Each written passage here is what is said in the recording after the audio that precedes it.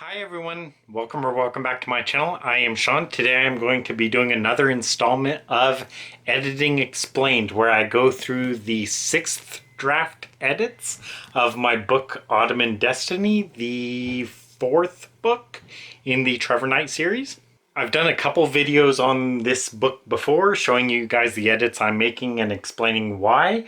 And so this time what I did for the 6th draft is I started on Act 3, which I just happened to randomly open to. I want to go pretty quick on this introduction here because I think I'd like to show you guys the whole edits to the book. I don't want to do like Act 1, Act 2, whatever videos. I want to just do the whole thing in this video.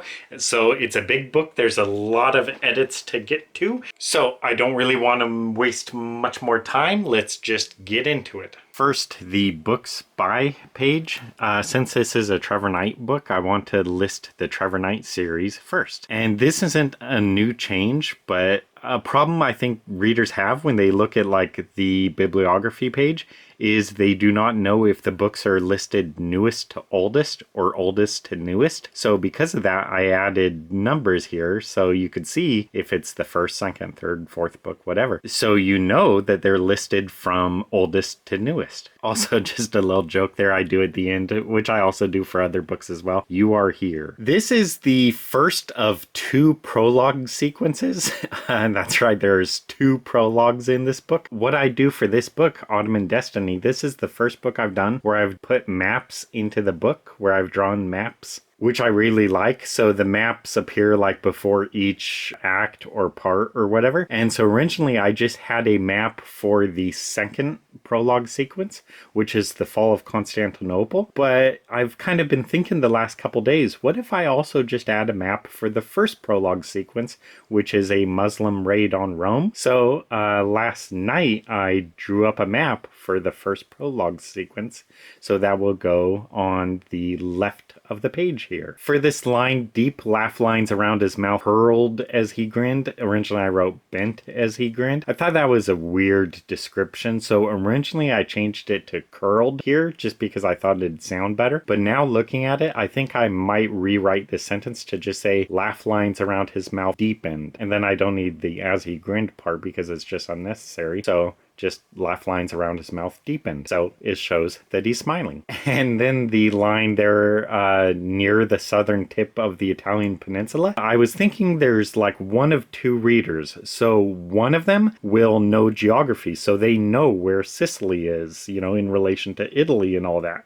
So having this line near the southern tip of the Italian peninsula for describing Sicily would just be completely like unnecessary and patronizing for those readers. Like, yeah, I know where Sicily is. Whereas the other group of readers, like who are not good at geography, saying near the southern tip of the Italian peninsula, they may not even know like what the Italian peninsula is or where that is or what that looks like or whatever. So that line wouldn't really like give them any better clue of where Sicily is. So originally I just thought, you know, the line was just too patronizing kind of and just unnecessary. But since I decided to add the map for the first prologue sequence, you can actually see on the map Sicily and Italy and Palermo and Syracuse and all that. You could see all the locations that are mentioned in this sequence. So this line is just not necessary at all near the southern tip of the Italian peninsula. So I could get rid of it. Speaking of getting rid of unnecessary things, whom they called Saracens to fight against their enemies, I thought against there was unnecessary. And I've said this before, but a good way to tell if a word is unnecessary is to read the sentence without it. And if it reads the exact same, that tells you it's unnecessary. To fight against their enemy, to fight their enemies. Exact same, so it's unnecessary. You saw in the previous image that it says the Europeans kind of referred to the Muslims as Saracens, but for this part here where I'm talking about this band of Muslim pirates, I again refer to them as Saracen pirates, but I wasn't really sure if I should do that because I'm not sure if that word Saracen is just like the European word for Muslims, and I don't really want to use that word here contextually or whatever, because if that's like the European word for, you know, Muslims, it just doesn't really fit here too much. So I kind of wanted to get rid of that word Saracen there. And then also with all the red ink there, you could see I made quite a substantial change, and you'll also see it in another image as well, where originally this scene is kind of implied that this journey, taking this boat from Naples to Rome, it's kind of implied that the journey takes place overnight. But I looked it up and there's like 140 miles or so between Naples and Rome, and I kind of calculated the average speed of a medieval galley, and it would take them like 24 or 28 hours to get there. So it is definitely not a journey they could have taken overnight. So I rewrote this passage or whatever, so a full day does pass. I also have this other part here where it goes on, so it says about, the first night, and then it talks about the next, the full day, the second day, and then night falls, and then it kind of picks up where I originally left off. So the whole journey now does take a full day, which I just thought would be more realistic. Super quick here, I've already talked about it in other videos, and this is one of the changes I'm definitely making to this draft of the book. Is you see I got rid of a had up there because it's just unnecessary. From the year he had spent attacking Palermo, from the year he spent attacking Palermo. It reads the exact same, so had could be eliminated. So I'm getting rid of a lot of hads in this draft. And then also you see I decided to write that line down there at the bottom with nearly 400 defensive towers because I was doing a little bit of fact checking about the Aurelian Wall or whatever protecting Rome, and I saw that there was 400 defensive towers along the wall, and so I decided to add that just because this guy is looking at the wall and he's like, ooh man, I wouldn't want to attack that, and so I kind of wanted to add this line just to show more why this wall looks intimidating. There's 400 defensive towers alone. And so since I had that line nearly 400 defensive towers, I also had a nearly just a few words before, so I changed that other nearly to almost so that I wouldn't have repetition of nearly. And I know there's now repetition of almost because almost 600 years earlier, well, just a couple lines down, almost entirely. But I don't think that's too bad of repetition. I'll live with that. But I didn't want to have the nearly 600 years earlier and nearly 400 defensive towers. That is repetition. I could get rid of the nearly there if I listed the exact number of towers, with 387 defensive towers. But I think that would just kind of be a little bit too wordy. I'd rather just say, nearly 400 towers. Oh my goodness, look at this. So what happened here is I think I had some kind of a minor historical error or something because I'm mentioning a lot of characters and a lot of history, and I think I might have sort of gotten something mixed up. So I had to rewrite this whole section. And also there's a lot of characters and history in this sequence. This is the fall of Constantinople sequence, and I really want to speed it along. I don't want to waste much more than 5-6 pages on it, so I want to get all the information I can across as concisely as possible. So I had to rewrite this whole little sequence here, and I've actually changed this line where I say blinding was considered a more merciful punishment than execution, blah blah blah blah. So it's talking about the Byzantine practice of blinding, and so originally what I was doing here is I was adding a little bit more description about what blinding is and the history of it. And in fact here at the bottom you see I went on and I described how after this one battle the Byzantines blinded a whole army of I forget what, 10,000 prisoners or something, and sent them back to the Bulgarian king who was defeated in this battle. And when he saw his army, 10,000 people all blinded, the Bulgarian king had a heart attack and died. But just like I say, this prologue sequence is already 5-6 pages, and it's already kind of a bit long. And so I realized just after I finished writing this extra bit about, the Byzantines blinding this Bulgarian army, I realized this really has nothing to do with this sequence, even though it has to do with the blinding thing. It doesn't have to do with the main sequence about the fall of Constantinople. It's just unnecessary here. It's slowing the pacing. So I decided, I cannot have all this extra stuff. This is just unnecessary filler. So I got rid of all of it. So I wrote all of this. I did all the research. I thought about how to write it. And then I realized just as I finished, no, this doesn't stay in the book. This is unnecessary. This is slowing the pace. So cutting all of that. Just thought I could be a bit more concise here. City ended when Constantine gave out the order for request for aid to be sent out. It's just kind of wordy, so ended when Constantine sent out requests for aid. A lot more concise. And then you could see there toward the middle, kind of, I used moral instead of morale. And I actually do that like 3 times in the book. I mix up moral and morale. So I just wrote a note here to word search for moral and morale and make sure I'm using the correct word for whichever I'm trying to do. And then this line, the few remaining Genoese vessels, just in the line down, the men put aboard a Genoese vessel. So it's kind of a little bit of repetition. So I decided to just change that first one to ships. You could see I had a typo there. Walked away before his men carried out the dead deed. Typo. And then the line there, once the most wealthy and powerful man in the empire, it just sounded weak, especially that most wealthy. I was like, why not just say wealthiest? So once the wealthiest and most powerful man in the empire. So I just think it reads better. For this line here, Russell heard French and English spoken from the camp residents and administrators, hinting at the multinational relief effort.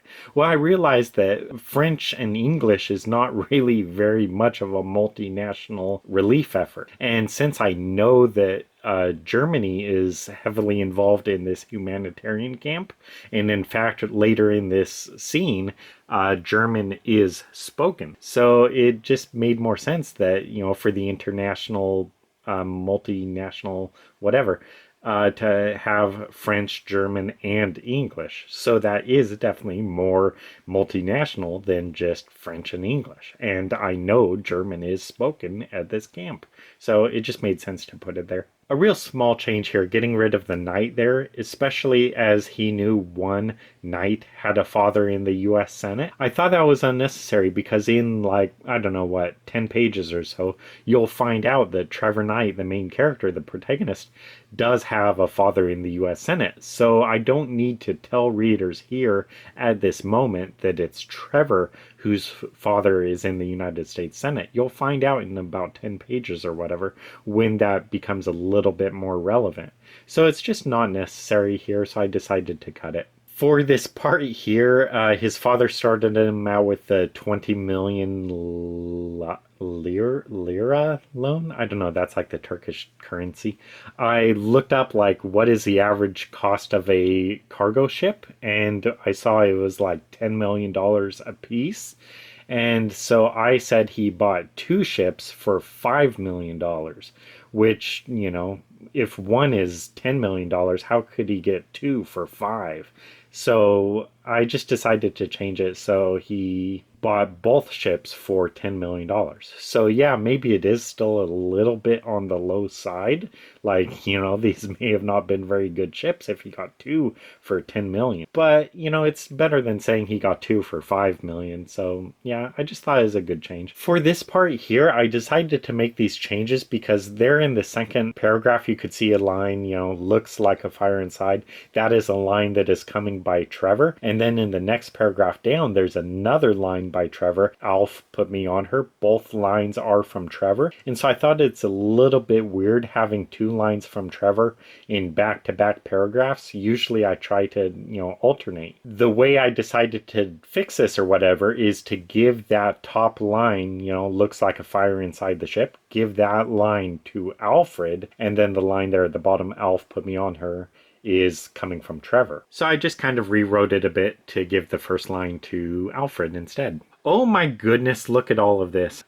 So what happened here is originally Trevor is kind of described as having decompression sickness, and I don't really want to get into it too much, but I didn't really like it too much because basically Trevor and this other character are in a ship when it sinks. So they go down like, I don't know how deep exactly, like 200 feet or something before they escape the ship, and then they swim to the surface. And so originally I kind of described Trevor as having symptoms of decompression sickness, but I was really iffy about it because even though you get decompression sickness if you like ascend too quickly from underwater, I wasn't sure if it'd really apply if you also had descended real rapidly. I think to get decompression sickness, you need to be underwater for a while, because that way like the nitrogen or whatever in your body like adjusts to the water pressure deeper underwater. But if you just go down super quick and then go up super quick, your body or whatever, your nitrogen or whatever, hasn't really had time, so you'd get decompression sickness, I think. I'm not sure if he would actually get decompression sickness just going down real quick, like 200 feet, and then going up real quick. So since I had a problem with that, even though I do still have a character say that Trevor has some symptoms of decompression sickness, which I'm still really not sure about, but Trevor does say here, like, hey, I shouldn't have decompression sickness. I wasn't down for that long. They still say, you kind of have some symptoms of it. So basically, instead of what was going to happen was Trevor was going to stay on this ship, and they have a recompression tank. So he was going to do like a day or whatever in the recompression chamber or whatever to make sure he doesn't have decompression sickness. But it was just kind of weird, and I didn't really like it, like from a medical standpoint. Like, I'm not sure if he would have decompression sickness. So I kind of rewrote it. So basically they just say, hey, we know you had a concussion and you might have decompression sickness. We're not sure, and we don't have a recompression tank on this ship. Originally they did. So instead of like him going into the recompression chamber on the ship, I rewrote it to where they also just take him on the helicopter to the hospital nearby in Cyprus. So it's a lot of changes in this scene. Basically, I rewrote this whole chapter kind of, but yeah, so that's basically why I was changing it. Kind of a minor tweak, but it says, arriving late in the previous night, too late to explore the city. And then it talks about how they spent, an hour, whatever, talking. But I didn't really make clear if it's Kate and Alfred Russell talking or if Trevor is also there, because Trevor never actually really takes part in that conversation they have. So I decided to add this line here on the right where it says, Knight still recovering from a grade 1 concussion, blah, blah, blah. He decided to withdraw to his room to rest. And then it's just Kate and Alfred who have the coffee together or whatever and talk. Since Trevor wasn't really in that scene, I decided he just goes off to bed. I won't go through it here, but you can see a lot of changes I'm making. And this is very representative of a lot of the rest of the book. The changes I'm making to the book. Real small changes, just kind of tweaking sentences a little bit. Trying to like cut unnecessary words and also to cut names. I don't really like using character names in books if I could just use he or she instead. So I try to get rid of as many character names as I can. I don't think you really see it here, but you do see it elsewhere. But anyway, this just shows you little changes I'm making to the book. I won't go through them though. Since I like using he or she instead of character names, I do tend to have more sentences beginning with he or she. So I decided to get rid of the one here at the bottom, he strained to think of her first name and said, to just change it to straining to think of her first name, he said. I also see there's a line at the top there, he pulled some of her ebony hair away. I also don't like that some of line. So, maybe I could rewrite that top sentence to something like, pulling her ebony hair away, he kissed the back of her head. Just to get rid of repeating too many sentences, starting them out with he or she. Just start off the sentence with the word pulling her ebony hair away, and then at the bottom, straining to think of her name. Originally, when I wrote this book, this one character, Muammer, I don't know how to pronounce his name. He's the oldest son of the Turkish prime minister who will soon be president of Turkey. Originally, Muammer, what a weird name. Muammer. I've never actually said that name out loud, so I have no idea how to pronounce it. Originally, that character was not a very major character in the book. He kind of appears in this early scene, and then he kind of disappeared for the rest of the book. But he is actually quite a substantial character because he does come back into the book later, and he also appears again in a few chapters. So I wanted to develop his character a little bit more, specifically his relationship with his father, because that's going to be very important. So in this line I added, you basically see that the president doesn't really like Muammar's girlfriend, who is an Israeli. And then down there at the bottom, I have Muammar. Gosh, I hate saying that name. Muammar. It sounds wrong. Anyway, it says Muammar, my son. I was originally going to cut the one word there, but, I decided to keep it. And the word I decided to cut is my son, because that is kind of a term of endearment, my son. It shows that, there's this special bond between the son and the father. But instead, Beati in this part here will just call him by his name. He doesn't call him his son. And really the purpose behind that is just to show that this guy is calling his son by his first name instead of, just saying my son. So you can kind of tell just by him using his name instead of my son that, maybe he's not too fond of this guy. This part I'm uncertain about. So at the end of the chapter, I do like how this chapter originally ended. If he wanted to be brash, uncontrollable, rude, and stupid, then he would do it on his own. I like that because it's talking about Kate's view toward Trevor Knight, the main character. And since this is a Trevor Knight book, I thought that would be a good, way to wrap up the chapter. And it's also going to have a major effect like on the rest of the book. The theme kind of, or whatever, for the book is, largely Trevor and Kate's relationship. But I realized it could also be good if I ended this chapter with talking about Alfred Russell talking with this Turkish prime minister about this job that he wants done in Turkey, because this job is going to set up the story really for what happens, especially like with the Marble Emperor, if you're familiar with what this story is about.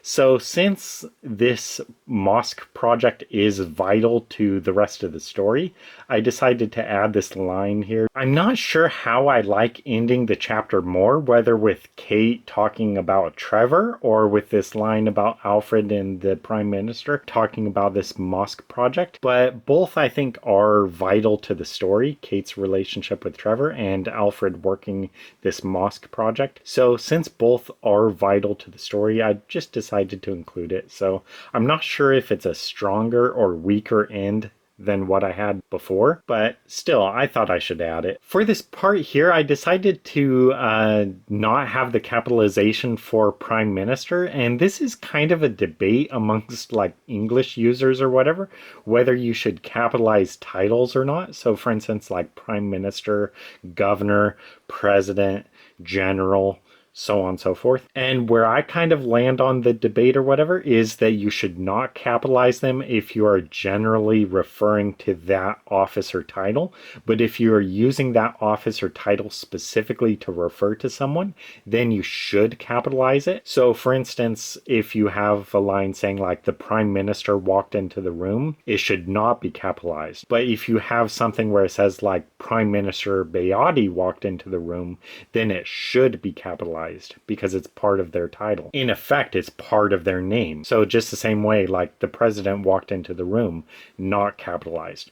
President Ramsey walked into the room, should be capitalized. Real small change. It's talking about these kids in a children's hospital, and originally it says this line here about this kid is in the hospital for a lung disorder. And so I was doing a little research because I was like, okay, what lung disorder specifically does this child have? And so I looked up like, most common lung disorders for children, and I think the most common was leukemia, but I didn't really want to have it be that.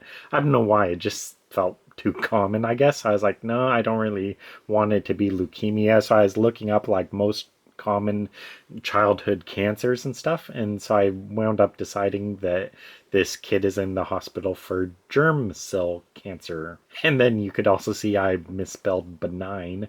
I spelled it Begnigen. That's not how you spell benign. It's difficult spelling when you don't have the autocorrect thing on, the computer telling you, nope, you got that word wrong. And then down there at the bottom, when he reached Tugchi, he nodded. And then there's the line, how is she? So I had the break there, in separate lines for how is she, because it's not the doctor saying that line, it's Tugchi saying that line. So because of it, I wanted to split those lines up. But I kind of felt it was just weak, saying when he reached Tugchi, he nodded. Just like, it just seems like such a bland statement, whatever. That doesn't like add anything to the character, just saying he walked up to her and nodded, and then have a line by Tugchi. So instead, I decided to give that whole line to Tugchi. So when he reached Tugchi, she asked, how is she? And since that paragraph there like belongs to the doctor, because it says there at the top, the doctor croaked. So if I would have had the line there at the bottom, how is she, if I would have moved that up to the previous paragraph, it would have been implied that that line, how is she, is coming from the doctor, since the doctor has a line of dialogue earlier in the paragraph. So I had to separate the paragraphs, the part, which is the doctor, and the how is she line, which is Tugchi. So basically, that's a real long way of saying I had to just move that line when he reached Tugchi, move that down to the paragraph with how is she. So Ben Mayor of Istanbul, that would be the end of the paragraph. Then the next paragraph would be when he reached Tugchi, she asked, how is she? Whew, that's a real long explanation for a real simple thing. Oh, this here shows you changing like names to he and she. So Tugchi, that could change to she, and Cutler's could change to his. Because in this chapter here, and in fact in several chapters, it's just a male and a female in the chapter, whether it's just Tugchi and this guy Cliff Cutler in this chapter, it's largely just those two. And then later on in the chapter, it's Tugchi and Alfred. And then they also have several chapters of their own, and there's other chapters as well where there's like one male character and one female character. So for those chapters, I really do not have to mention names so much, because if I just say he, you'll know, since there's only one male character in the scene, who he refers to. And just the same way, I could say she, and since there's only one female character in the chapter, you'll know who she refers to. So in this section here, in these chapters, I got rid of a lot of character names because they're just unnecessary and changed them to he and she. So I don't know how many I changed in the book, but I would guess just offhand in this draft, I probably got rid of like somewhere close to like 200 uses of names, just changing them to he and she. In this line here, Tugchi's father, Topuz Beyadi, who is the prime minister and soon to be president of Turkey, he is often described as being away because he is usually in Ankara, which is the capital. A lot of the book takes place in Istanbul, but I decided to add this line here, my father is in town, because Beyadi does appear in a chapter or two, so he is presently in Istanbul, even though you don't meet him for a chapter or two. So I decided to just add the line where she says, my father's in town. And since, you do meet him in a chapter or two, I just thought it'd be cool to just set up that he is in town. This also gives you an idea of getting rid of a lot of the he character names and changing them to he's and she's. And also you could see, he released a gentle breath, just changing it to releasing, because that way, the sentence doesn't begin with he released. Because I don't want to begin too many sentences with he or she. So yeah, this image here just kind of shows you the kind of changes I'm making to the book. And this is largely what the changes to the book are at this point. Just real small changes, trying to tidy it up a bit. Just trying to be less wordy. Her heart continued to drum in her chest. Originally, I changed it to her heart drummed in her chest. But then I realized the in her chest part was just kind of unnecessary as well. Because it's like, well, where else really does her heart beat? It doesn't beat in her toes or whatever. Even though I know, like, sometimes, writers have description like that. She felt her heart beat in her toes. But it's just unnecessary and kind of ridiculous. So just say her heart drummed.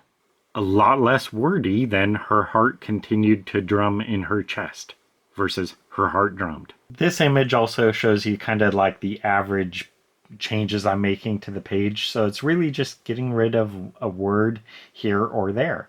And yeah.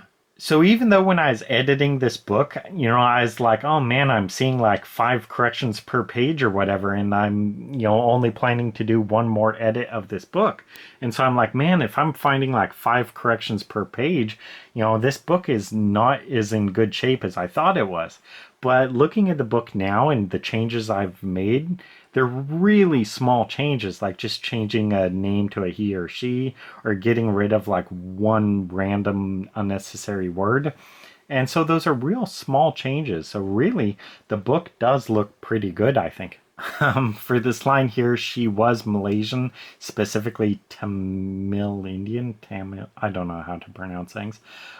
So originally I was going to change this. So I was like, well, no, she's not Malaysian. She's Tamil Indian or whatever. So I thought that line there, she was Malaysian, didn't make sense because she's not Malaysian. She's Indian. But I kind of decided to, revert it back to sort of the original for a few reasons. One is that these Tamil Indians or whatever, they are really quite native to Malaysia because a lot of them moved over to Malaysia like, before or during World War II. And so they are really common residents or whatever to Malaysia. A lot of Malaysians are Tamil Indians. And I'm sorry if I'm mispronouncing that. But also, more than that, I also describe how this character does have, like, half Malaysian parents or whatever, or even full Malaysian grandparents or whatever. So, I mean, she is definitely part Malaysian. No, yeah, she is Malaysian and she is Tamil Indian. She's both. For this line here describing Constantine, this is Constantine the 11th, the final Byzantine emperor. If you look on Wikipedia, like the image for Constantine the 11th shows it looks like he has like a red beard or whatever. And so in this part here, I say that he has dark hair. But I was kind of like, well, does he have dark hair or is he kind of a redhead? And so I was kind of looking up like Greek redheads because it's real difficult to try to describe Greek characters because Greek characters are so like unique genetically because they've mixed with so many different people, like Celtic people or Celtic people or whatever. I don't know how to pronounce it. I think it's Celtic, but also like Thracians. You'll kind of see another image about that real soon. And, Mediterraneans and, all these different people the Greeks, mixed with. So Greek people look very different. I mean, you have Greeks who have red hair, Greeks who are blonde, Greeks who have dark hair, Greeks who have blue eyes, brown eyes, green eyes. I mean, Greeks kind of look like everything because they've mixed with so many people over the years. So there's so many different Greek features. So for a lot of or for my 2 main Greek characters here, there's Ariel Geller and then Constantine. I kind of describe, they have very unique looks, I guess. Like Ariel, I forget exactly what her eyes are, but it's kind of described she has a little bit of a color contrast in her eyes, like a little bit of blue and brown or something. I forget what she has exactly. But Constantine here, it's described, he has a mix of blue and brown eyes, I think. And then it also says like the hair atop his head is more dark brown, but then the closer it gets to his beard, the redder it gets. And that is something I saw for images of like Greek redheads, is that's kind of what I saw is, some of them kind of have more brown hair up at the top and more reddish hair down, toward their beard or whatever. And so, yeah, since the image of Constantine the 11th on Wikipedia shows that it looks like he's a redhead, I kind of have that. So at the top of his head, he's kind of, a brunette. And then toward his beard, he's kind of a little bit more reddish. Oh my goodness, look at all this. I won't really go through any of this, but this is also just talking about the like genetic makeup of the Greeks. So talking about, black hair was as natural to them as blonde, blue eyes as common as brown, blah, blah, blah. And so I decided to add this line here. In Constantine's case, his red beard was common amongst Thracians, the ancient people who settled the area of what was now Istanbul in southeast Bulgaria. So that is true. The Thracian people, from that area tended to be redheads. And I was curious, why was Constantine the 11th in the image on Wikipedia? Why did he have red hair? And so I kind of was looking up, the different, ancestry of, the peoples in the area. Like there's the Thracians, and then there's also, I think they were called the Dacians. I don't know how to pronounce, of course. But anyway, so the Thracians, who used to occupy the area that became Constantinople, the Thracians were known as a red-headed people. And also something I wanted to add here, but I didn't, just because of pacing issues. The reason the Thracians may have had red hair is because the Thracians mixed a lot with the Celtics, and who are now, mostly known as like Ireland. But yeah, so the Celtics or whatever were like spread across Europe, and they were kind of known as more red-headed people, and the Thracians mixed with them, so the Thracians had red hair. But I just didn't want to add that whole line about saying, the reason the Thracians may have had red hair is because they mixed with the Celtics or Celtics. That would just be slowing the pace too much. So I just have the line that, the Thracians who were in the area tended to have red hair, and Constantine has red hair. I decided to get rid of this line just because I realized it was completely unnecessary. So it talks about she bought a dress which she got from a vendor for $18. Well, I just realized, why do I need to say from a vendor for $18 or whatever, I mean, of course you're going to buy a dress from a vendor or whatever, a market person, whatever. So it's just unnecessary. So a dress which she got for $18. I did not need to say from a vendor. And then you could also see a typo. Her next hurdle was to pick something to keep warm. For some reason, I have a number 2 there. I don't know why. Just a typo. My guess is, for some reason, like maybe up at the top, like instead of $18, maybe I had like $22 or something. And so I just accidentally put the 2 there instead. I don't know. For this line here, arriving at the restaurant at 7:22, I did not need to say that time at all, because it's really not important whatsoever what time it is at all. So just cut it. It's unnecessary. I spent like an hour trying to figure this out. She gestured toward the Bosphorus and its titular bridge. Well, titular usually means like that is what it's named after.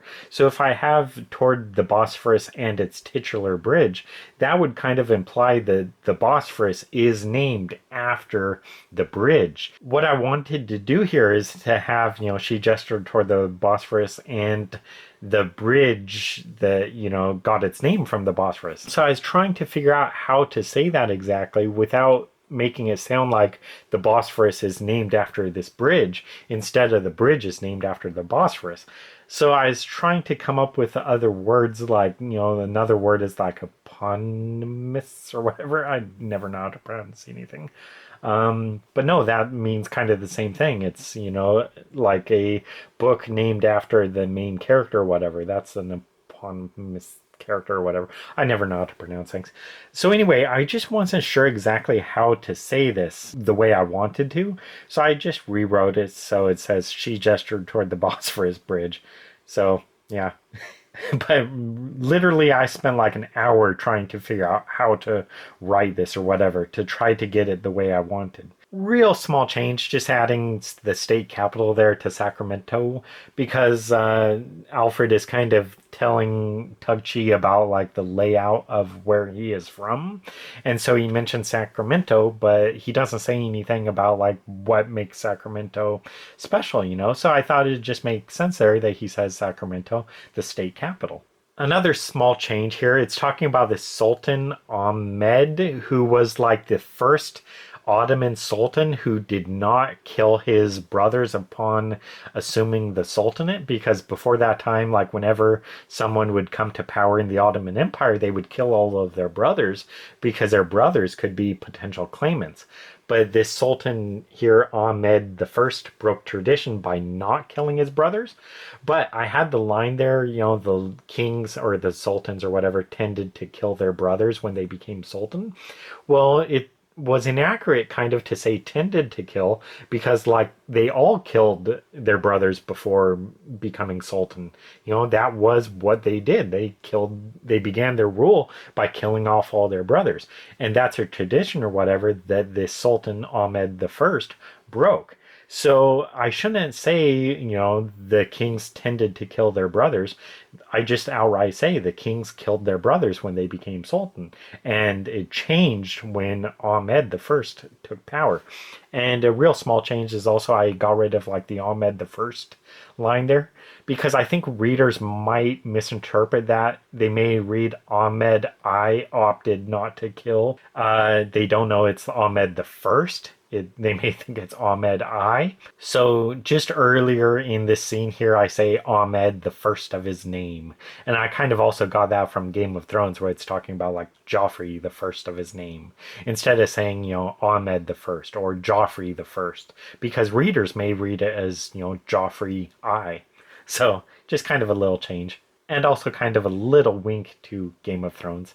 Ahmed, the first of his name. The fun in games came to an end. I realized that was just kind of a poorly written passage or whatever, because it's not like these characters are really having fun in games in the scene or whatever. They're just kind of having a levity or whatever conversation. They're just kind of having a laid back conversation. So yeah, I thought it made more sense to just say the levity came to an end. I think levity is used right there. I think levity kind of means just, kind of playing around, whatever, having fun, being, easygoing. So that's, I think, a much better description of this conversation rather than the fun in games, because fun in games kind of implies that they're actually like, doing something like playing Monopoly or something, which is definitely not what's intended. So just change it to levity. Just an error here. Osman, a lanky man of 26 years. Earlier in the book, I established that this other character, Tugchi, Osman's sister, is 26 years old. And in another chapter, I established that Tugchi is like 5 or 6 years older than Osman. So if Tugchi is currently 26, Osman would be like 21 instead of 26. But because of that, I also wanted to add that line there sort of near the bottom, his voice deep for his age.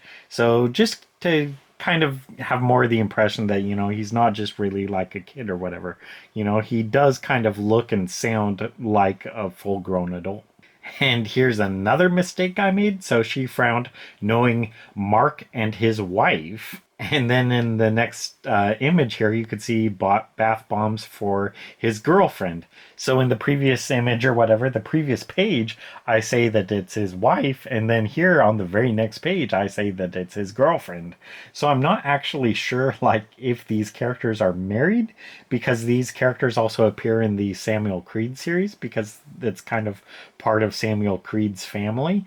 And so, I could try to like look up and check the other Samuel Creed books to find out if these characters, Mark and Jada, if they're married or if they're just still dating. But I'm really not sure if they are or not. I don't know if I like definitively say exactly when they get married, if they get married at all. So I just changed both of these instances here, instead of saying his wife or girlfriend, to just say Jada. So you don't know if they're married or if they're just dating. And the reason I do that is because I don't know if they're married or just dating. I try to keep these details consistent, but I do struggle with it. Just like keeping like dates and stuff, I just struggle with it. Like keeping ages and stuff straight, I just struggle with that. So if you like go through my books, you will doubtlessly find passages where like a character is 1 year old in one part and 2 years old in a second part, or they're like 3 years younger than another character at one point, and then they're a year older than another character at the same character at another point. I'm sure I mix things up like that all the time. I'm just not very good at like ages and dates. I'm not good at math. Just one of the many things I'm not good at. So that is definitely a flaw in my books. I try to not have that, but it's difficult and I struggle with it. So yeah. Oh my goodness, look at all of this. So occasionally I'll get to parts like this where I just kind of circle something or cross something out and just say revise. So I just tell myself here, fix this on the computer, basically, is what I'm saying. And what the problem was Trevor's, he's kind of in the middle of this battle, and so he sees this woman, with an RPG because there's a tank nearby, and just in the line or couple lines that followed, it was just really weird, I thought, described. Like, you don't really see how that tank gets taken out or whatever. It's just kind of glossed over because Trevor's not the one who takes the tank out. So it's just kind of weirdly written. So I had to change this whole part here, and it'd just be too much work to try to write out a good way to have the scene here in all red ink or whatever. So I'll just find another way to rewrite this on the computer. Oh my goodness, look at all of this. Oh, actually, this is a real cool little scene I added. So basically, there's this battle going on in this town of Afrin in Syria, which is a real town and based on a real battle. And so what happens in this scene is, Trevor goes into this building or whatever, and there's, the Turkish army is moving through the streets. And so he's kind of like looking at the army through this house or whatever. And so originally, there was no one in that house. It was just abandoned or whatever. And I decided to add this little section here or scene or whatever where he looks over and he sees like a family like huddled off in the corner, hiding. And so it's not an abandoned house. This is their house. And he is just like in the middle of this battle, fighting this battle against the Turks.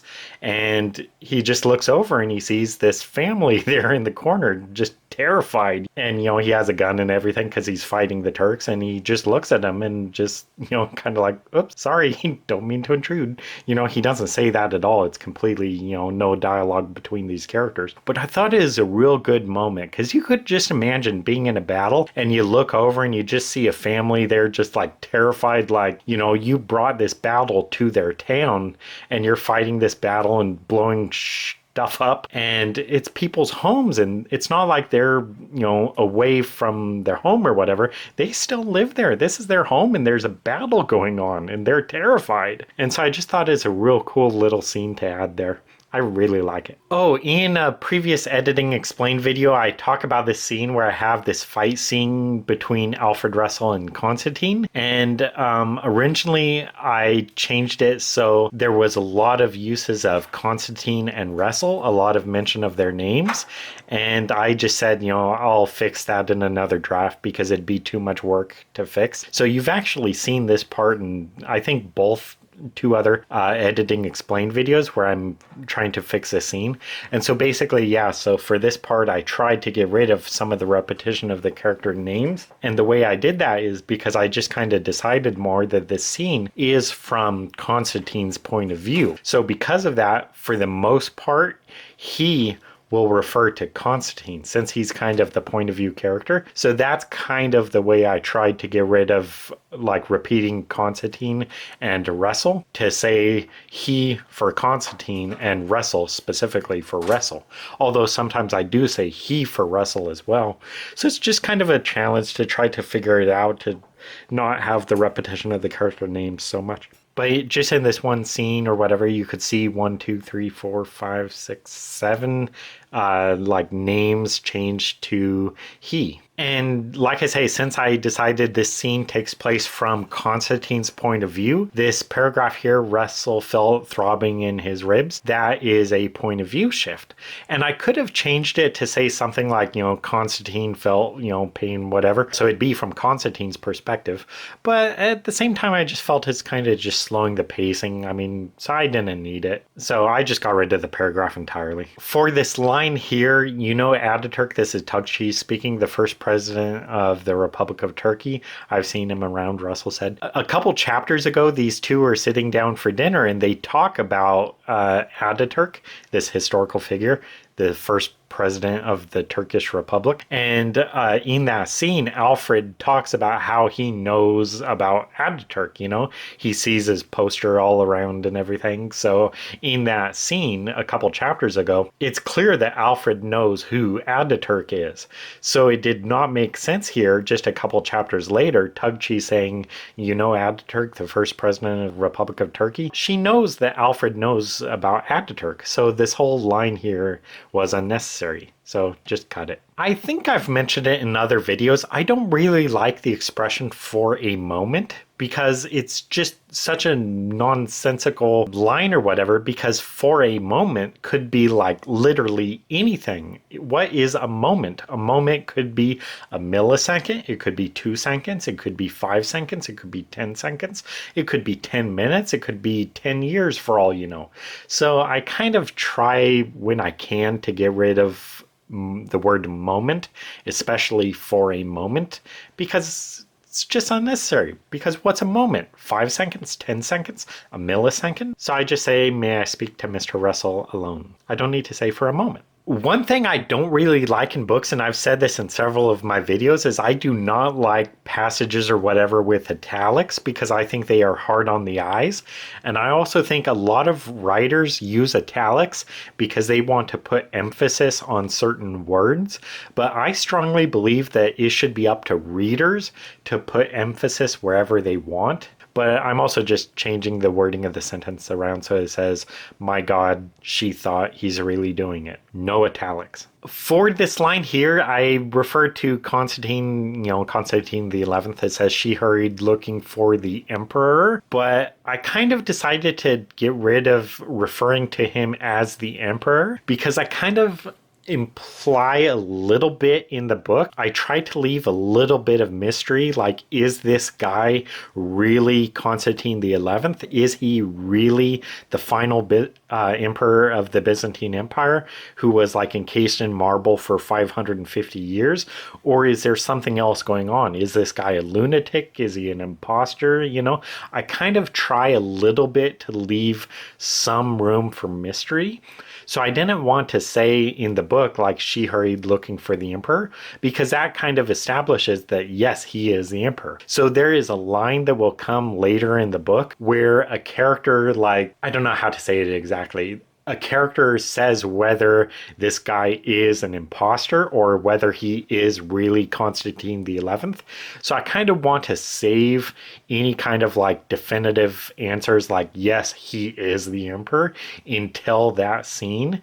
It's a really small detail, but it's just something I kind of wanted to do just to kind of add that little bit of mystery to it, that maybe he is not the emperor. Maybe there is something else going on here. And if I said in the narration, looking for the emperor, that would kind of kill some of the mystery because it's like, well, I say right there that it's the emperor. So I kind of just wanted to change that. Oh, and then also you can see the line at the bottom, easier to find him in his regal regalia and armor. So yeah, I hope that was just a typo or whatever, where I was just changing stuff around in all these different drafts and just goofed there. What I may have originally said was like, easier to find him in his royal regalia and armor. That's probably what I had, but I wanted to change it to just regalia and armor, and I don't know what happened. But anyway, yeah, so that's just kind of a whoops. That just sounds real bad, in his regal regalia. For this line here, this is from a Turkish character, Beati, who is now the president. I've come to make an appearance at Hagia Sophia Cami, which is like the Turkish name for, I guess it's pronounced Hagia Sophia. I always used to pronounce it Hagia Sophia, but I don't think that's right. I think it's Hagia Sophia. And so that's like the Muslim spelling for it or whatever, the Turkish spelling or whatever, is Hagia Sophia. And Cami, I think, means mosque. So this part here was kind of a little bit of a redundancy or repetition. Make an appearance at Hagia Sophia Cami to officially herald its permanent transition to a mosque. What he is quite literally saying there, I think, is make an appearance at Hagia Sophia Mosque to officially herald its permanent transition to a mosque. Well, if he's already calling it Hagia Sophia Cami, Hagia Sophia Mosque, why is he talking about permanent transition to a mosque? So it's just kind of a little bit of repetition. So just say an appearance at Hagia Sophia. It's kind of like, I think it's La Brea tar pits in California. I think La Brea literally means the tar, or the tar pits or something like that. So saying La Brea tar pits is like literally saying the tar pits or something like that. This is kind of a change I'm making to the book, and I don't know if readers would like this or not, but usually what I've done is like at the start of a chapter, I try as early as possible to establish which character this chapter is, like whether it's, whoever, Samuel Creed or Tessa or Trevor Knight or Alfred Russell or Tug Chi or whatever. I try to let readers know early on which character this is, since I tend to jump around different characters a lot. But instead, what I kind of am doing a little bit more is not let readers know immediately which character this is. So, a hand stroking her back woke her. Well, who is her? It could be Tug Chi. It could be Kate Creed. It could be Ariel Geller. It could be some other character. So just saying her does not let you know who this character is, which character you're presently with. And just the same way, for a moment, there's a for a moment there. I'd say, and I may want to get rid of that, but I don't know. For a moment, Tug Chi thought, well, again, I thought, I don't need to tell you Tug Chi at this point, so I just say she. So for a moment, she thought it might be Wrestle. So, okay, now you know that wrestle is involved, so that alone may tell you that this scene or whatever is set from Tug Chi's point of view, since these two share a lot of time together. So, in fact, just like reading this image here, you don't actually see that it definitively says that it's Tug Chi at all. You kind of have to pick it up by context. And I really like that because I just like writing where context will tell you more what's going on rather than the author just like spoon feeding it to you that like Tug Chi woke up. So instead, to find out through context which character this is. So she wakes up, she feels a hand on her back and thinks it might be Alfred Russell. So that, it kind of helps readers to think for themselves. Which character is this? Okay, a character's rubbing her back. She thinks it's Alfred. Oh, this is Tug Chi. So it's sort of something where readers can kind of think for themselves and do their own thinking instead of the author just spoon feeding readers, this is Tug Chi. Let readers figure it out on their own. That's something I'm kind of doing a little bit more with my writing. I've shown you guys in the previous editing explained videos, I have this line or whatever, this scene where this character is looking at something on the computer. So the font changes because basically this stuff is what she is reading off of the computer. And originally this font didn't like copy correctly to the book. So it's just like the same ordinary font as the rest of the book. Which was not intended. So I figured out how to actually have it so that other font is in the book. And looking at this font, I'm not sure if I like it because it's a little bit difficult to read because the letters are kind of really close together. So some of the letters kind of blend together. So it's a little bit tricky to read. So I might change the font, but I'm not sure because at the same time, it is meant to be like a computer font or whatever. And I like that it's just a clearly different font. I like it. I just like the look of it. But I'm not sure if I should change it because if it just looks too bad. But anyway, I just kind of wanted to show you guys that. Oh, and I just noticed that I have repetition of next there because sort of lower middle part of the book, we planned to attack the next day. On the next day, we followed through. So there's repetition of next there. I don't know why I did that. I must have had repetition of following somewhere in this paragraph or whatever, maybe the next paragraph. But I'll have to check that out because now I realize I have repetition of next. Attack the next day, on the next day. I don't know why I did that. I'll have to take another look at that. Just being more concise, Javid gave a short snort. Javid snorted. A lot more concise. For this scene here, it talks about there's a knock at the door and she thinks it may be the neighbor boy wanting to prune her tree. Well, that boy actually shows up at her door and kind of scares her like a couple chapters before this. And she thinks it may be like the police knocking at her door. And she opens the door and it's this boy and he's like, hey, can I trim your tree for you? And so she's just like, oh, okay. And this is a couple chapters later. And so she hears a knock at the door. And so I had the line where she thinks thinks it may be the boy wanting to trim the tree. But he just did that like a day before. So why would he be wanting to trim the tree again? How quickly does this tree grow? So instead I changed it to trim her garden. And in real small detail, it's talking about this character, a giant who stood 6'9". Well, I kind of picture this guy sort of kind of like a NBA center, and those centers, you know, they could be like 7'2" or whatever. That is like a common height for like NBA centers.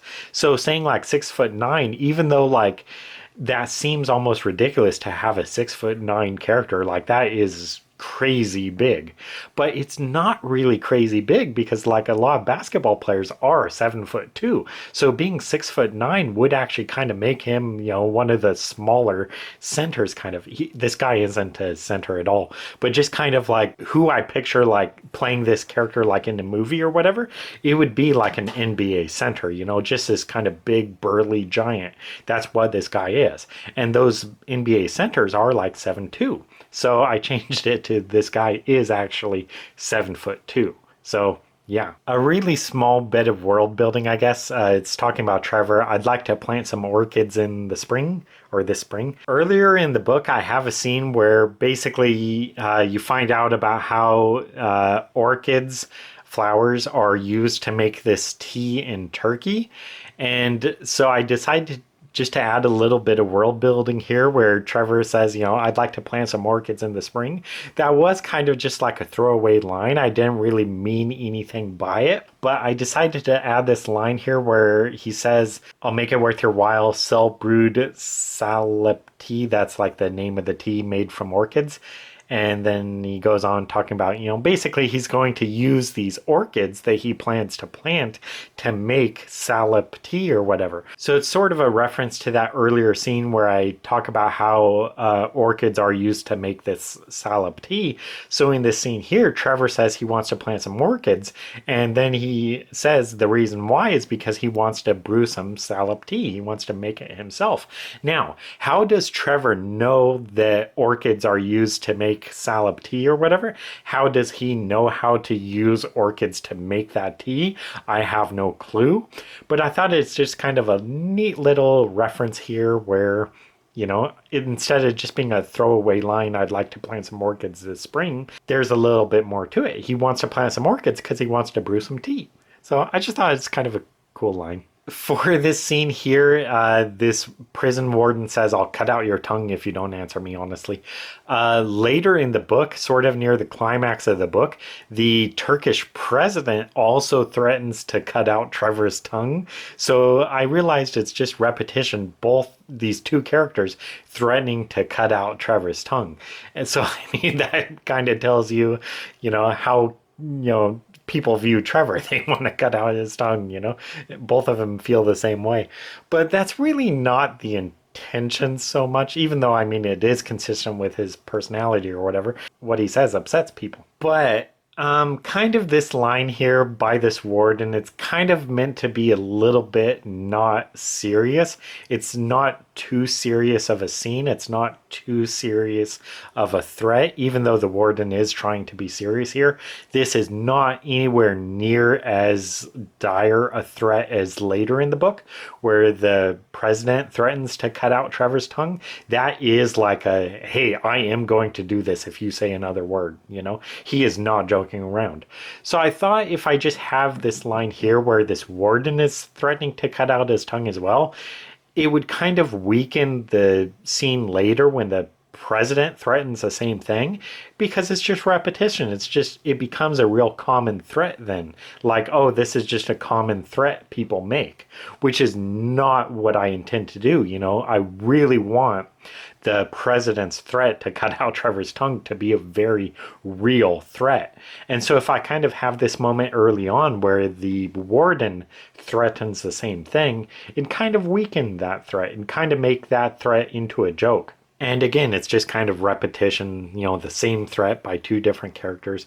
So I thought it was just kind of bad. So instead, the warden just says, I'll have you shot if you don't answer me honestly, which just seems a lot better than him threatening to cut out his tongue when the president's going to make that exact same threat later on. And then I have this line, I'm letting myself out early. Trevor is breaking out of prison. So, originally that was going to be like, his quip or whatever, I'm letting myself out early. And I thought I'd just change it to, I made early parole, where he breaks into the warden's office. And so that's his line, he says, I made early parole. I'm out of here. I thought it's a better line than I'm letting myself out early. Oh, and then you could see I squared in an is there because that's in italics, and I just don't really like italics because again, I think readers should put emphasis on words wherever they want. So it doesn't need a countermeasure. It is a countermeasure. Readers can put emphasis there if they want. If they don't want to put emphasis there, they don't have to. Otherwise, it's just, I think italics are just hard on the eyes. And yeah, so I just try to get rid of them as much as possible. I don't like italics. I think this is an example of passive wording. So I like to say that I think the use of the word were and also was a little bit is indicative of passive sentences. So once he was done, the camera crews were ordered to clear the area. That were there kind of tells me that that is passive. So I changed it to once he was done, the president's staff ordered the camera crews to clear the area. So hopefully you could just see that the camera crews were ordered to clear the area. Passive. Whereas the president's staff ordered the camera crews to clear the area. That is, I don't know what the opposite of passive is, like active or whatever. Active. I just think it reads a little bit better. The president's staff ordered the camera crews to clear the area. And then a real small change there at the bottom. You know how the boy is, Grossman said. A couple times in this chapter, this character, Grossman, he's kind of an older Turkish, I think he's an Air Force officer. He refers to the president's son as the boy, even though the character Gokhan is actually like, 25, 30 years old. So he's not a boy. So I decided to just change it to you know how he is. Instead of this character twice referring to Gokhan as boy, you know how the boy is or whatever the lines are. I thought readers may just read that to think, what? So Gokhan is a boy? So just got rid of him calling Gokhan boy. Ooh, I like this line. So this is a scene between Trevor and Alfred, and they're kind of having a little bit of a fight. And so Trevor's kind of talking about, Alfred is kind of sort of dating Tugchi, who is like the adopted daughter of the president of Turkey. And so Trevor just kind of refers to her as, you're taken in by that president's daughter. And so Alfred here says, perhaps I am, and her name is Tugchi. So that's kind of Alfred standing up for Tugchi, instead of just Trevor saying, disrespectfully, like, oh yeah, you're that president's daughter, Alfred kind of puts his foot down and, says, hey, her name is Tugchi, basically like, respect her, put some respect on her name. And I really like that because, even though these two are best friends, Alfred really cares about Tugchi, and so it shows you here that he's standing up for her, even though she's not present. He respects her, and he's going to make sure that Trevor respects her too. And so I really like that for Alfred's character, and also that he's just not letting his friend get away with kind of disrespecting Tugchi. And then at the very bottom there, you could see Alfred calls him Trevor at the end.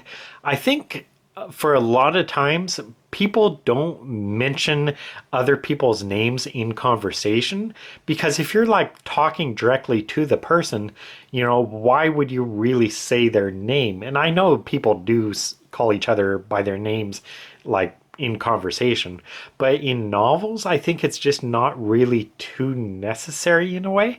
Just because, if you're talking to the person, they know you're talking to them, so why would you say their name? So it's a real small thing, and it's just sort of something that bothers me, just because it's like, hey, he knows you're talking to him, so why call him by his name? I don't know, I just think it's kind of bad. Oh my goodness, look at all this. So what I have here is Trevor is talking, he goes into a mosque and he's asking about something about Islam. And I just wanted to be sure that I really got the part correctly. So basically it's about Muhammad's I think they call it like the night journey or whatever, where somehow he like goes to Jerusalem, and there's this whole story about what Muhammad does on this like night journey or whatever.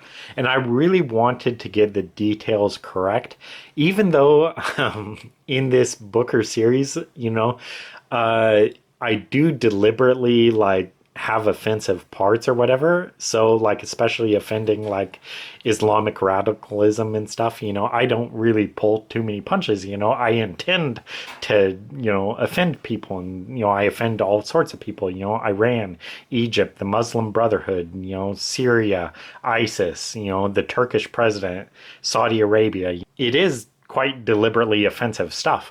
But at the same time, I want to make sure as much as possible I get some things correct. So especially like pertaining to their religion. So, this journey for Muhammad, like this night journey to Jerusalem or whatever, I want to be sure that I like portray that correctly according to how Muslims believe, and especially because this is a Muslim character talking about this journey Muhammad took to Jerusalem or whatever.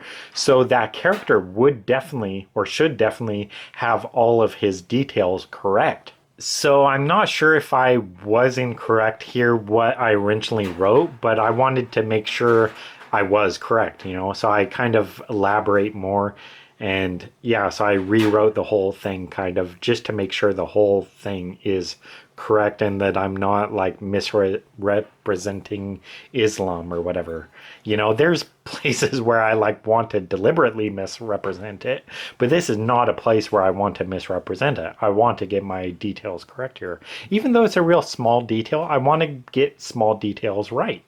Because, if a Muslim is reading this book or whatever, and they're reading about this passage about the night journey or whatever, and if they clearly see like I didn't know what the hell I was talking about, that I'm incorrect, I don't want to spread my incorrect view or whatever, I want to try to spread the correct view. So the correct view of the night journey or whatever, how Muslims really believe that all worked out, whatever. I want to get that correct.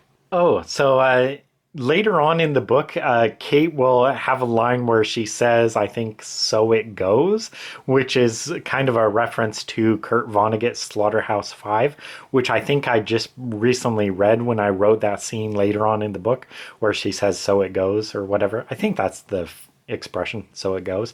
So since Kate kind of quotes Slaughterhouse-Five later on in the book, I decided to add this little line here where Trevor goes into the room and Kate's in there and he sees an open Slaughterhouse-Five by Kurt Vonnegut on a table. So that kind of sets up that line later on in the book where she says, "So it goes." Why does she say "so it goes"? Because she recently read Slaughterhouse-Five just like I did. So yeah, just a real like subtle reference that will appear later on. So it'll have a payoff later on in the book when she says, "So it goes." Super small detail, but I just like having these small details in my books. I think it also rewards readers if they're paying attention because, if you're paying attention and you see that she has an open Slaughterhouse-Five, and then later on when she says "so it goes," readers who have read Slaughterhouse-Five will know, oh, that's a Slaughterhouse-Five reference, and that's why he had Slaughterhouse-Five earlier in the book, why it was on the table. Kate's reading it. Anyway, small detail. I like having it. Oh, so in this scene here, in previous editing explained videos for this book, I've tried to do this little part here where I have this section where it's like step, step, step, step, step. And I do that because it appears in a Walter Moore's book, The 13 and a Half Lives of Captain Blue Bear, and I wanted to do something very similar to it, but I've had problems with the words appearing the way I wanted them to appear, because basically like the letters were kind of being cut off and they were appearing on the next page, or there was a blank page afterwards or whatever. And so it took me like 2 or 3 different drafts to figure out how to correctly do it to get these words to appear as I want on the page. But I finally figured it out. So yeah, now it says step, step, step, step, step. And I just really like that. So that's kind of a reference to Walter Moore's The 13 and a Half Lives of Captain Blue Bear. He does something very similar to that.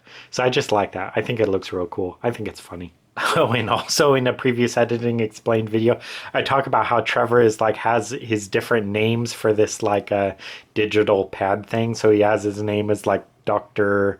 Henry Jekyll, and then he turns into Mr. Hyde, and then he turns into Samus Aran, who is the protagonist of Metroid. Well, I decided, I have this line after chiding him about his ludicrous names he was using on his tablet, and then I decided to add another one. So his current name set as Dr. Alfred Prunesqualler. I think that is a character from, I don't know how to say his name, Mervyn Peake. I have not read any of Mervyn Peake's books yet. I think he's kind of a fantasy author, and he's really famous for having like ridiculous character names. And so one of his character names I looked up was Dr. Alfred Prunesqualler. And it's also consistent with this character or whatever, because Trevor is quite jealous that Kate is a doctor. So he's kind of jealous that she is referred to as Dr. Creed and he is just referred to as Mr. Knight. So what he does on this tablet, like earlier, has his name as Dr. Henry Jekyll, because he's kind of, a little bit self-conscious or whatever, he's a little bit jealous that she is Dr. Kate Creed. So he changes his name to Dr. Henry Jekyll. And so here he also changes his name to Dr. Alfred Prunesqualler. So I thought it was just real good, a way to like also have another humorous name, and also it's a doctor name because, he's really self-conscious that he is not a doctor and she is. So I just like it. His current name set as Dr. Alfred Prunesqualler. So just a Mervyn Peake reference. Oh my goodness, look at all of this crap. So what happens here is, I don't know exactly how this happened, but basically these characters are flying from Cyprus to Konya, which is a city in Turkey. And so originally, like I must have just looked up like flight time from Cyprus from Nicosia or whatever, which is like the capital of Cyprus. Flight time from Nicosia I don't know pronunciation, to Konya. And the search result said it was like a 4-hour flight. But I was kind of like, that seems like it's too long of a flight, but that's what I originally had in the scene was it's a 4-hour flight. So it's quite a long flight. So a lot happens kind of on the flight, a lot of time passes because it's a 4-hour flight. But I just kept thinking, it doesn't seem right that that would be a 4-hour flight. It doesn't seem like Konya is too far away from Cyprus. And so I like looked it up and I looked up the distance and it's only, I forget what, it's only like 100 or 200 miles. And so I like looked up the cruising speed of this jet they're on, and the cruising speed of the jet is like, 200 or 400 miles an hour, or 300 miles an hour, or something like that. So basically, they should be able to make this flight in an hour. And I had it taking place in 4 hours. And I think the reason I may have had it be 4 hours, because I think potentially there are no flights from Nicosia, Cyprus to Konya. So I think you may have to fly to like Istanbul and then from Istanbul to Konya. So it's a 4-hour flight because you have to have that layover or whatever. You have to fly out of your way because there's no direct flights to Konya. But in this case, they are flying directly to Konya. So it would only be an hour flight or whatever. So I had to change this whole chapter around. So basically I break it up. So that's what's happening here. So basically, yes, it is just an hour flight. And instead I broke the chapter up. So like the first half of the flight takes place like a chapter earlier, and the second half of the flight takes place here. But yeah, it is just an hour flight because it's only like 200 miles away. Really small details. So right up there at the top, it's kind of out of focus, but it's Kate is talking about Tessa, who is the love interest of the Samuel Creed series, and Sam is the twin brother of Kate. Kate Creed is a major character in Trevor Knight series.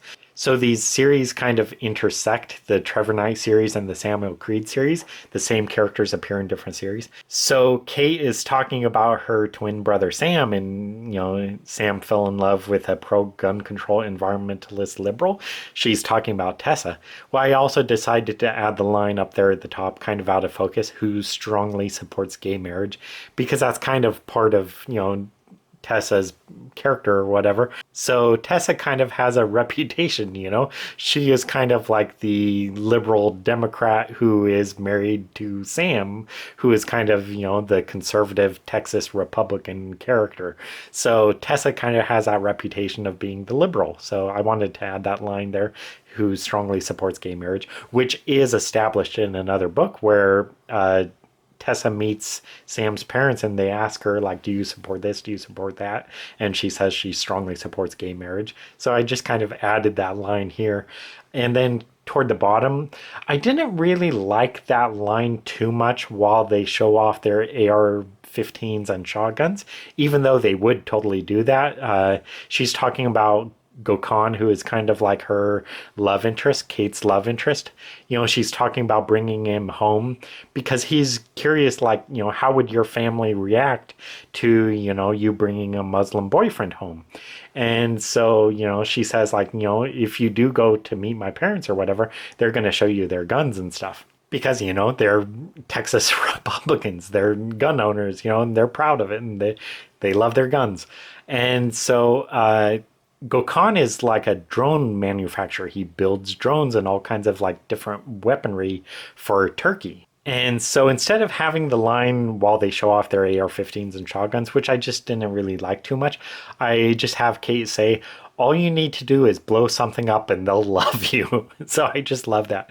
So since Gokhan is a weapons manufacturer, you know, what she's kind of saying here is, you know, just bring like an armed drone or something and blow something up, and her like gun loving parents and stuff will love him immediately. Like, dude, this guy's awesome. He blows stuff up. We like him. So I just liked it a little bit more than that line while they show off their AR-15s and shotguns, because, you know, he has drones and stuff. He has like far more advanced weaponry than they have. So they would be much more impressed seeing like him demonstrate some of his weapons. This is another little scene where I spent like, I don't know, half an hour on this. And basically what happens is, you know, they exit this simulator. It's like a military training thing. And they go outside and then they get in a truck or a car or whatever, and a quarter mile away there's this helicopter being loaded into this plane, and so they get in this truck and they're driving over there. And I thought it was just kind of confusing because they exit the simulator, then they jog to this truck or vehicle or whatever, then a quarter mile away there's this helicopter being loaded onto a plane, and it's just like a lot of details and a lot of distances. And also something I had a problem with is like these characters are British. So originally I was going to say like a half a kilometer away or whatever, but I don't really like using like British distances or whatever, like meters or kilometers or whatever, because I don't know what a meter is and I don't know what a kilometer is. So I just do have like American distances or whatever. But anyway, I just was kind of thought all these details about like jogging out of this hangar or whatever to a truck and then getting in the truck and then taking it across this airport to this plane. It's just kind of confusing. So I think I might just change it to like they exit the simulator and, you know, whatever, they exit this building and they see the plane, you know. So I don't need to say like how far away the plane is or if there's a truck there that'll drive them to the plane. It's just useless details. It's just bogging it down in useless details. So I still want to change it even from what I have here, because yeah, it's just too many details about, you know, going outside and jogging to a truck and then taking the truck to a plane and there's a helicopter being loaded into a plane. It's just too much. So I just want to make it more concise. For this scene here, Gokhan is hiring Samuel Creed, who has like this counterterrorism group that he has, and that was set up in the previous books, Syrian Dander. And so originally what Sam says is, you know, hey, that's not much to go on for me to risk the lives of 20 men. I kind of realize Sam is a little bit suspicious of Gokhan here.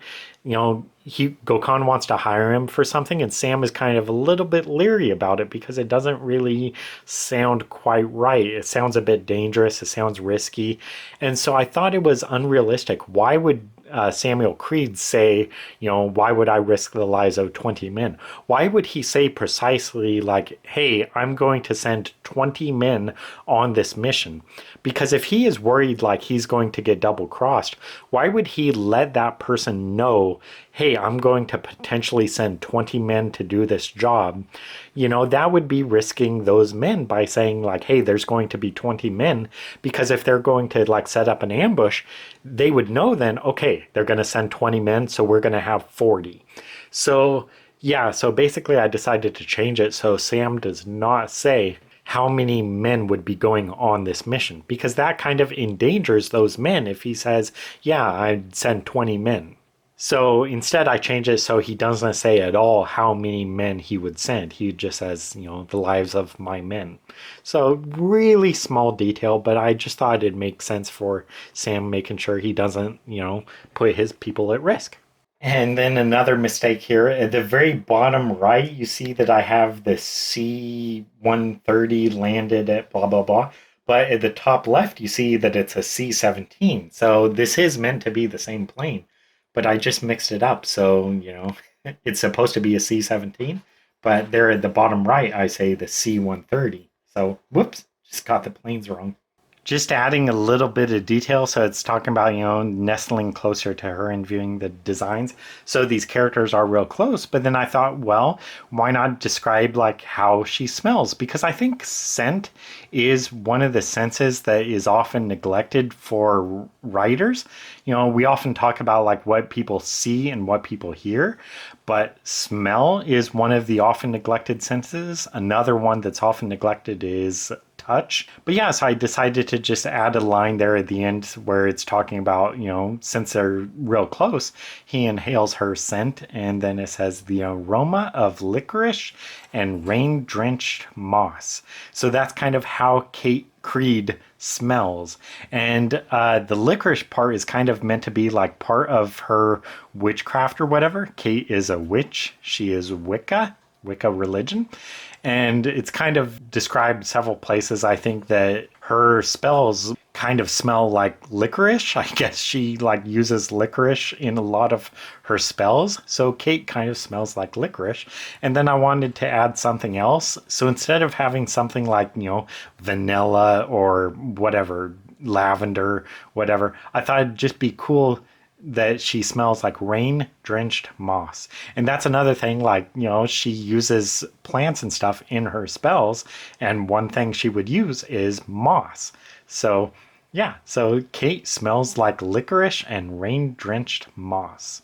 I just like that because it's just like so unique. Like, how many characters are described as smelling like licorice and rain-drenched moss? But that's how Kate smells, and she smells that way because of her witchcraft. She uses those things in her spells. Another real small detail, so basically in this scene there's this British military office, and this British officer is described like his furnishings or whatever, his decorations on the wall have a lot of like American sports stuff. So there's like some Seattle Mariners stuff, and also there's like some Chicago White Sox stuff. And I decided to add this little line here where it says part of Codman's displays of American sports and history was due to the significant numbers of American personnel who came through the base there on Cyprus. So yeah, basically this is a British base on Cyprus, but the United States military uses this base a lot. So there's a lot of Americans who come and go through this base. So I thought that would partly explain why this character has American sports memorabilia on the walls, because there's a lot of Americans who come and go through this base. So they see a lot of Americans. So yeah, real small detail. Ignore the part up there at the top. I just thought the line there was too far over, but I think it's just normal. I don't think it's anything wrong, so just ignore that. But I decided to add this line here at the end of the chapter. Erkin zipped up the body bag. So yeah, I don't want to say what's going on here, but I just thought that would be a better end to the chapter, because a lot of times when I'm writing, I may like try to visualize like I picture a lot of my books like I'm sitting in the movie theater watching the movie version of my book. So I kind of try to picture a lot of what I write like thematically. So how would this scene in this movie end instead of this character Osmond just saying yes father and then cut to the next scene? I think it would be much more powerful, like a more visual moment or whatever, to show this other character Erkin, this bodyguard, zipping up this begged corpse. And that would kind of be the end of the scene. And I think it'd be good because it's, not only like zipping up the body bag or whatever, but also just like the sound of, the zipper and all that, And the way I'd picture it is, part of the sound of the zipper closing or whatever would carry on into the next scene or whatever. So the next scene begins and you still hear like the final second or whatever of the body bag being zipped up. Real small detail, and it's quite useless in a way, but that's just how I picture a lot of what I write. I picture sitting in the movie theater watching the movie, and so that's kind of what I think would make a better end to that scene, would be someone zipping up the body bag and you hear that zip and off to the next scene. So yeah, I just think it's kind of a little bit of a stronger ending to the chapter. And another mistake, I say Gokhan instead of Osmond. So Gokhan is definitely not in this scene. Osmond is, but yeah, I just mixed up the characters. So yeah, just a mistake. Oh, now this is real funny. So what's happening here is Ariel, this character, is placing this bomb because she's trying to like blow up something in a church for a certain reason. So she places like this block of C4 or whatever.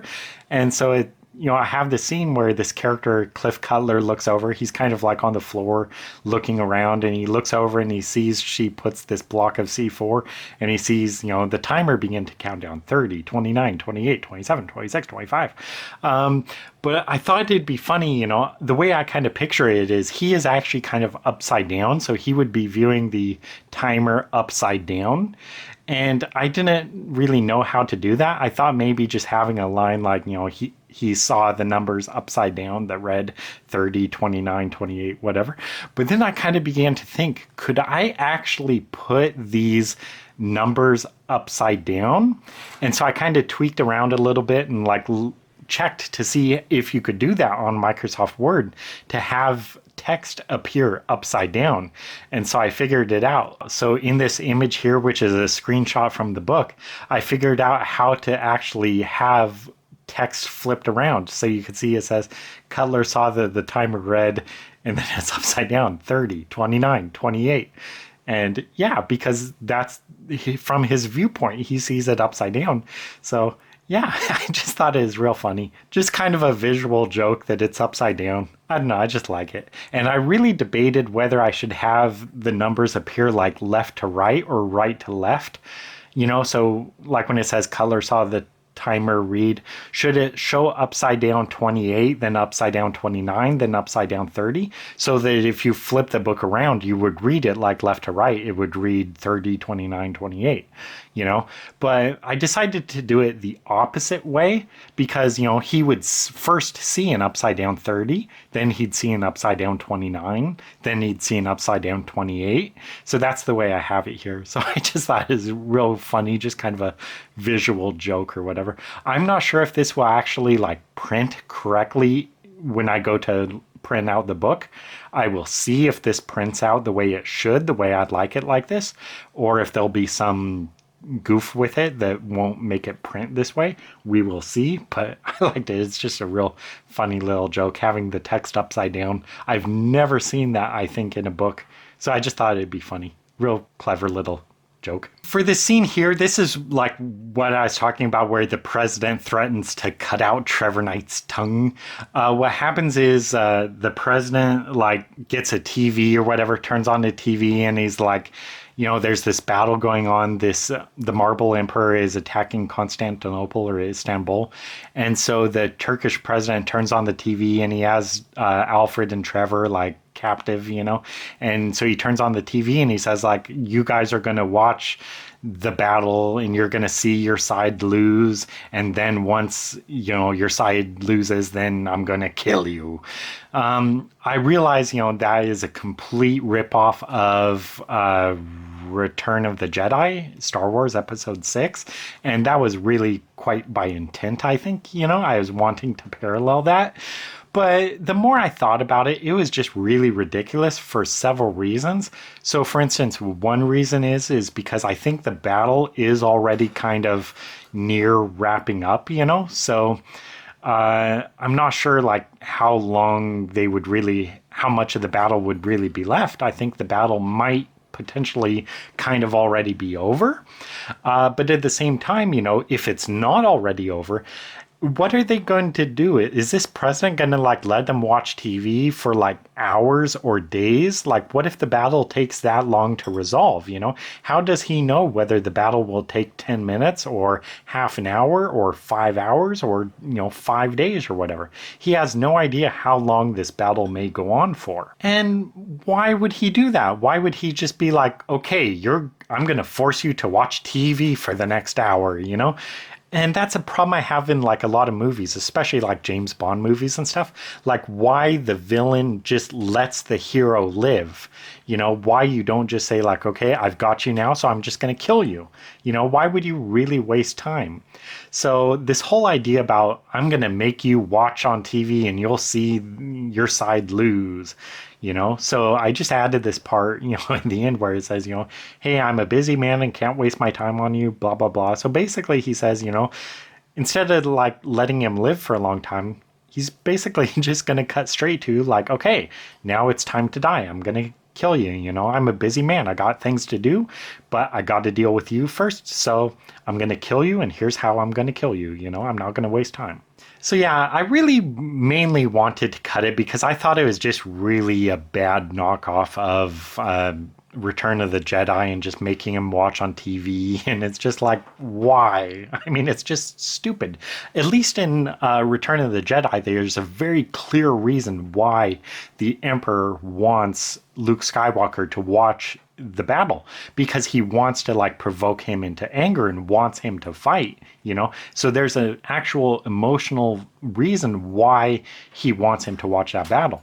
But whereas with this, there's really no reason why this president would want Trevor to watch this battle on TV. And again, he doesn't know how long the battle's going to take place.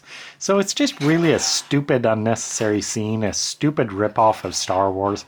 So I just wanted to get rid of it. I really like this. This president says, okay, previously he said, if Trevor says anything, he's going to cut out his tongue. But right here he says, hey, I'll let you say your final words to each other. And I really like this because Trevor looks to Alfred, his best friend, and what's the last thing he says to him? He says, I love you, Alfred, is what I originally had. And I really like that just because these two are like best friends. And so it's like, if Trevor has one final thing, I'm sorry if you hear any noise in the background, the bird is playing with something. The last thing Trevor says to him is, I love you, to this other guy, Alfred Russell, who's like his best friend. But I was a little bit worried readers may view that as like, romantic love. I love you, Alfred. And originally I was fine with that, because I mean, that's what this character has, is he does love Alfred, and not like romantic love. He loves him like a brother. He loves him, he's his best friend, whatever. And so, that's what he says to the guy. And it's sort of, and I don't know how to say it exactly, but just, non-romantic love between men. And I liked that. But still, just because I was a little bit worried readers may view it as romantic love, I decided to change it to I love you, brother. Just so readers don't mistake it as romantic love. But I do love the line as it is. I love you, Alfred. It's just so simple and just such, true from the heart. He loves this guy. He's his best friend. He'd do anything for him. And then finally here you see the afterword of the book where I just talk about the book, making the book and all that. And kind of what happened here is when I wrote this, for the previous draft, I really wasn't feeling like I liked Trevor because of all the things Trevor does in this book. I was like, readers are not going to like Trevor at all. He's not a good character. He's not a likable character. So on the previous draft, I was really feeling like, oh man, this is not a good book for Trevor. He looks real bad in this book. Readers are going to hate him. They're not going to be interested in what he does next. They're not going to be interested in his story anymore. But, kind of in this draft, I kind of softened him a little bit. I made him a little bit more likable in a way, I think. I'm still not sure if readers are going to like him or not. They might not. I don't know. But reading this book this time around, I didn't feel as down on Trevor as I used to, He is a lot more relatable, I think. I see why he thinks and does the things he does. I see the reasons for that. And I also see more goodness in him. I see parts where he is trying to do the right thing. He is trying to learn. He is trying to take care of his friends and all that.